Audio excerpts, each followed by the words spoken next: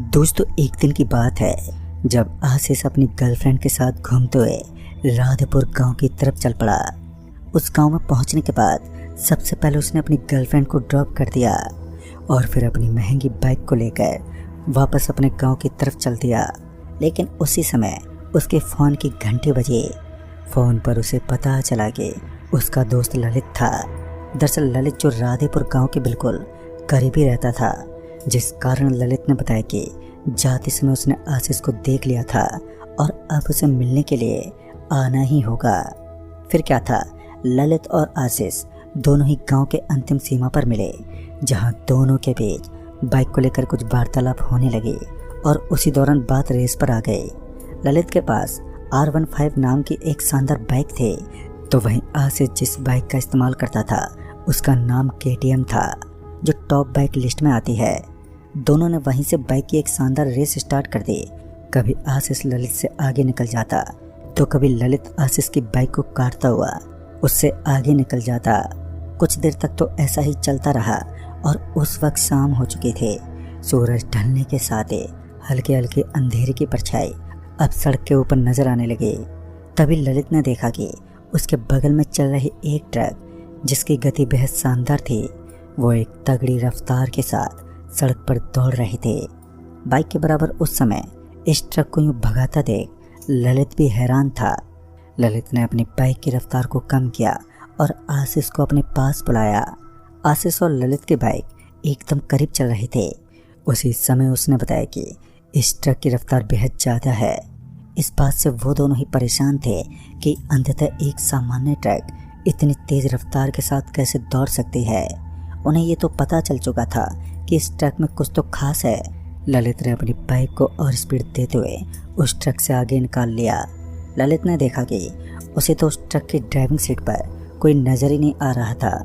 जब ये बात आशीष को पता चली तो उसे इस बात पर विश्वास ही नहीं हुआ। लेकिन उस वक्त हल्का अंधेरा हो चुका था, जिस वजह से उसके अंदर के दृश्य को साफ देख पाना बिल्कुल मुश्किल था। और इसी बीच उस ट्रक की रफ्तार और भी ज़्यादा बढ़ने लगी। ट्रक इतनी ज़्यादा तेज़ थी कि आशीष को KTM बाइक की भी उस ट्रक को काट नहीं पाई और पीछे ही छोड़ गई। इतने में आशीष को भी एहसास हुआ कि इस ट्रक के अंदर कुछ तो ऐसा है जो बहुत ही असामान्य है, क्योंकि एक नॉर्मल ट्रक इतनी तेज़ रफ्तार के साथ आगे नहीं बढ़ सकते। और इसी बीच उस ट्रक ने एक कच्चे रास्ते की तरफ टर्न ले लिया और उस ट्रक का पीछा करते हुए ललित और आशीष उसके पीछे ही चलते गए। उन दोनों का ये शैतानी दिमाग पता नहीं अब किस कांड को जन्म देने वाला था। उनकी बाइक उस ट्रक के पीछे पीछे भागती रहे और कुछ समय के बाद ही वो एक छोटी सी फैक्ट्री के पास पहुंच गए। शायद वो रसगुल्लों की बड़ी सी फैक्ट्री थी और उस फैक्ट्री के करीब पहुंचने के बाद उस ट्रक का ब्रेक लगा। ट्रक का ब्रेक लगने की वजह से उसके अंदर कुछ हलचल सी होने लगी। ऐसा प्रतीत हो रहा था मानो ट्रक के अंदर से कोई नीचे उतर रहा है। फिर आशीष ने देखा कि ट्रक का दरवाज़ा खुला है, लेकिन ताजुब तो इस बात का था कि कोई नीचे नहीं उतरा। बाद में जब आशीष ने ठीक से ध्यान दिया तो उसे पता चला कि उसके बगल में बनी रसगुल्लों की वो विशाल सी फैक्ट्री काफ़ी पुरानी है और शायद अब वो बंद हो चुकी है। और साथ ही उस फैक्ट्री के अगल बगल में बनी कच्ची सड़क के ऊपर भी कुछ अजीब अजीब चीज़ें गिरी हुई थी, जिससे ये साफ साबित हो रहा था कि ये जगह वीरान है। उसके बाद उन दोनों दोस्तों को किसी के कदमों की आहट सुनाई दी। आवाज़ तो आ रही थी, लेकिन किसी का वहाँ मौजूद होना अभी भी जैसे मुमकिन नहीं था। ऐसा लग रहा था मानो दूर दूर तक किसी का वजूद ही ना हो। लेकिन बावजूद इसके भी ऐसा प्रतीत हो रहा था कि उन दोनों के आसपास कोई घूम रहा है, जो काफ़ी देर से चक्कर काट रहा है और उनके कदमों की आहट बार बार उनके कानों तक पहुँच रही थी। फिर कुछ देर तक ऐसा ही चलता रहा और फिर उसके बाद ललित ने अपनी बाइक के मिरर में देखा तो उसका पूरा शरीर ही कांप गया।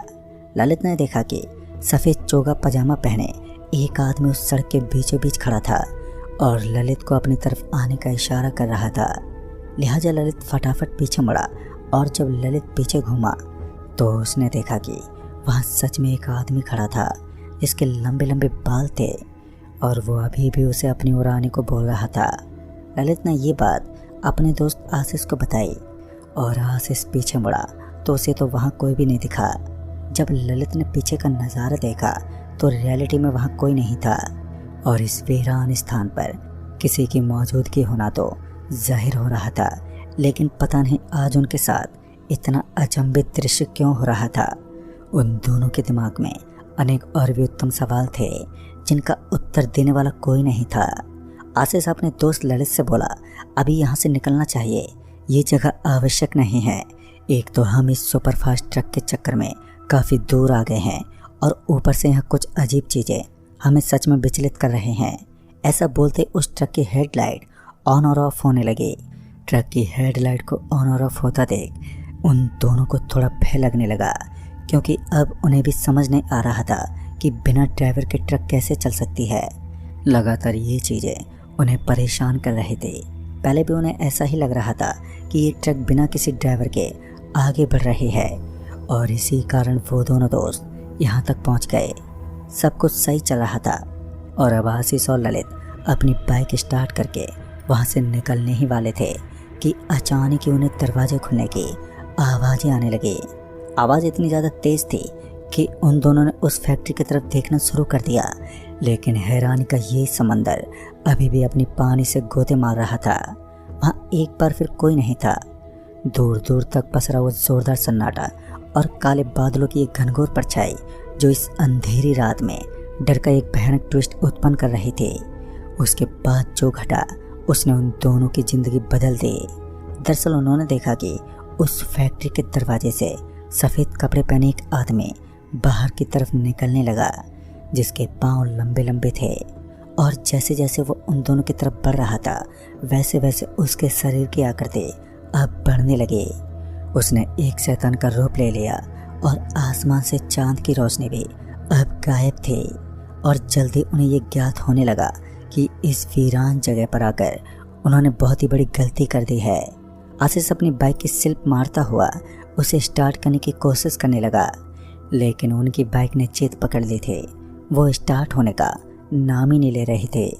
ऐसा लग रहा था मानो उसकी बाइक के इंजन ने ठंड पकड़ ली हो, लेकिन महंगी बाइक इस तरीके से घुटने नहीं टेक सकती। उन्होंने किक मारते हुए भी उसे स्टार्ट करने की बहुत कोशिश की, लेकिन वो नाकाम रहे। अब उन्हें समझ आने लगा था कि असल में अब उसकी बाइक के अंदर नहीं बल्कि इस स्थान का प्रकोप है। आशीष और ललित दोनों ही एक ही जगह पर खड़े थे। उन्होंने अपनी अपनी बाइक को पैदल चलाते हुए साइड में लगाया और पैदल ही वहाँ से भागने लगे, क्योंकि उनके पीछे साक्षात उनकी मौत खड़ी थी और अपनी मौत को देखने के बाद सबकी फटी जाती है। ऐसे उन दोनों के साथ भी हुआ। अपने आप को बचाने की खातिर वो दोनों उस नेशनल हाईवे पर चढ़ने के लिए लंबी दौड़ लगाने लगे। जब किस्मत खराब हो तो ऊंट पर बैठे इंसान को भी कुत्ता काट लेता है। कुछ ऐसा ही हुआ। अचानक ही हवा के झोंके से एक पेड़ सड़क के बीचों बीच गिर गया, जिस वजह से आगे का रास्ता अब ब्लॉक हो गया था और रास्ता ब्लॉक होने की वजह से उनका आगे बढ़ पाना भी बहुत मुश्किल होने लगा। अब उन्हें भी एहसास हो चुका था कि उनके लिए इस तरफ भागना बिल्कुल भी सही नहीं होगा। लेकिन इसी बीच उन्हें कुछ चमकीली रोशनी नजर आई। इस रोशनी को देखकर ऐसा लग रहा था मानो यहाँ कुछ तो है, और जब उन्हें घंटी की आवाज़ भी सुनाई दी तो उन्हें एहसास हो गया कि यह हनुमान जी का मंदिर है। अभी तक वो दोनों दोस्त उस शैतानी शक्ति के असली रूप से रूबरू नहीं हुए। उन्होंने अभी तक उसका वो खौफनाक रूप नहीं देखा जिसके कारण वो खौफनाक माना जाता है। लेकिन एक बात भी बिल्कुल साधारण थी, जब उस शैतान ने अपना असली रूप धारण किया तब उन दोनों दोस्तों की हवा ही निकल गई। उन्होंने देखा कि उसके लंबे लंबे विशाल दांत और उसका फटा हुआ जबड़ा कयामत का एक ऐसा तूफान खड़ा करने में पूरी तरह से सक्षम था जो हर इंसान को डर के समुद्र में धकेल दे। उस वक्त उन दोनों के अंदर भी कुछ ऐसा ही था।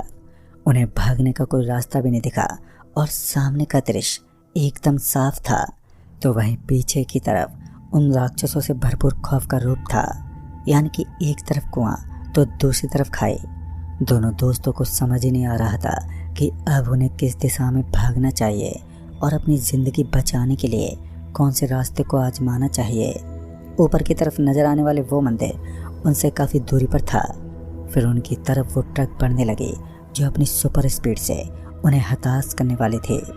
उस ट्रक को अपनी तरफ आते देख उन दोनों की मौत का पहला नज़ारा उन्हें देखने को मिला, क्योंकि आशीष और ललित दोनों इस बात को अच्छे से जानते थे कि इस ट्रक से बचकर भागना उनके लिए नामुमकिन था। लिहाजा वो दोनों उस सड़क के बगल में मौजूद जंगल में भटकने लगे और काफ़ी देर तक इधर उधर भटकने के बाद वो उस जंगल के एक ऐसी जगह पर पहुंचे जहां पर एक कुटिया बनी हुई थी। देखने में ऐसा लग रहा था मानो ये बेहद पुरानी कुटिया हो। उस कुटिया के अगल बगल में कुछ फूल भी बिखरे हुए थे, जिन्हें देखकर ये अंदाज़ा लगाना बेहद आसान था कि यहाँ भगवान की पूजा की जाती थी।